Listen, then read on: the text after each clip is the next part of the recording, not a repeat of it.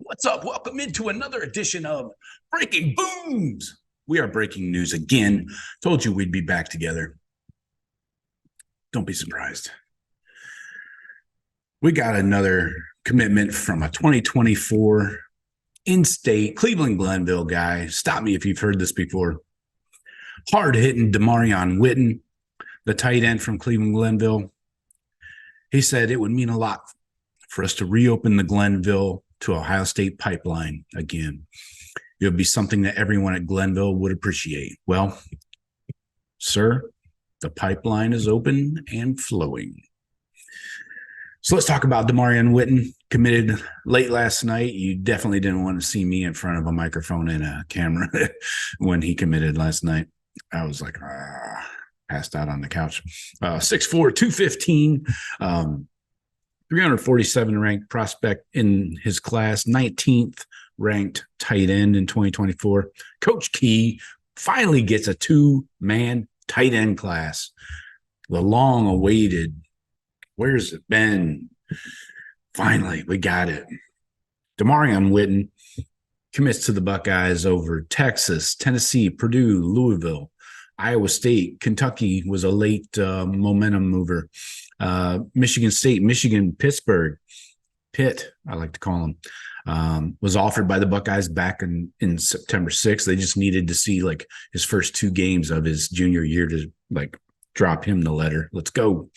And Witten said it was great getting recruited and offered from a school you've dreamed of since I was little. It's an honor. I've always been rooting for Ohio State. My favorite moment is when Cardale Jones won the Buckeyes a national championship. Same here. Here. So let's take a trip back in time here. Former OC Kevin Wilson actually is the one that offered Witten initially. Then when Keenan Bailey was hired, when Wilson took over the Tulsa head coaching job, Keenan Bailey jumped right in, let Witten know that he was a top priority for him. So Witten had this to say. He said, quote, "Me and Coach Bailey got really close over time since he got the job. He said I was the first tight end he called, and he wanted to keep working with me. Ever since that day, he's been truly showing me that he cares." Again, Coach Key is a huge piece in recruiting. He was big time in the receiver room because of his South Florida connection, coming from there. And now we're seeing it pay dividends where he can actually get out on the road now and go get some good tight ends. So Witten becomes a third commitment from Glenville in the last 2 years. Linebacker Arvell Reese is a current enrollee for the Buckeyes. And then, of course, we had Bryce West just the other night. So that gives the Buckeyes two tight ends in the class. First time since 2016. This is 2023, guys. First time since 2016 the Buckeyes signed more than one tight end. That year they signed three: Jake Hausman, Luke Farrell, and Kyrie Hawkins. Hawkins ended up transferring. I remember him. I think he went to Maryland.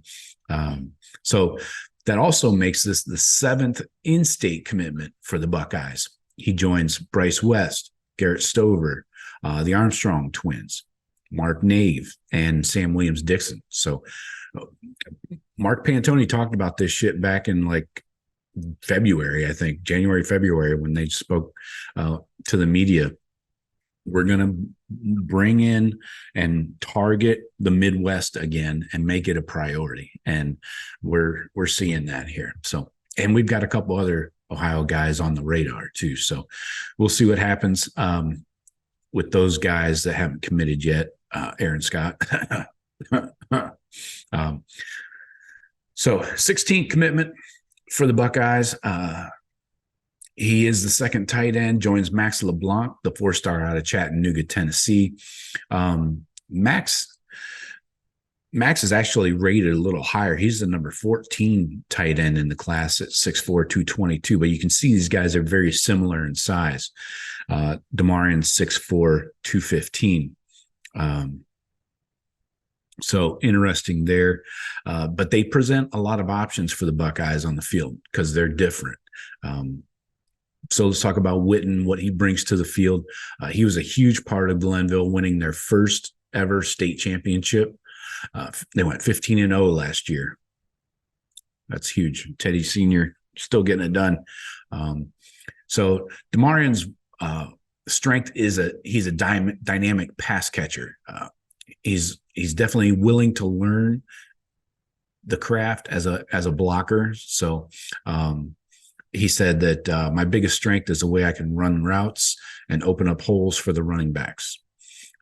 So he'll need to work on his inline blocking technique, which he worked heavily with Keenan Bailey just last week when he was at a camp on campus. And they're definitely going to have to build his frame up. He can't play Big Ten football at 215. So bulking up before he can get a major role on the field is key. Witten said, they've told me I'm a mismatched tight end. I can stay flex, go outside and play receiver and match up with a DB and be used as a mismatch. I want to be used as a tight end and a receiver at the same time. Sounds good to me. I think you're probably in line for that. Last season with Glenville, he split time between a wideout, in the slot, and tight end. So he played all three type of positions there. He was their primary offensive weapon. He has above average hands, amazing playmaking ability. He shows receiver skills by tracking the ball and high pointing it.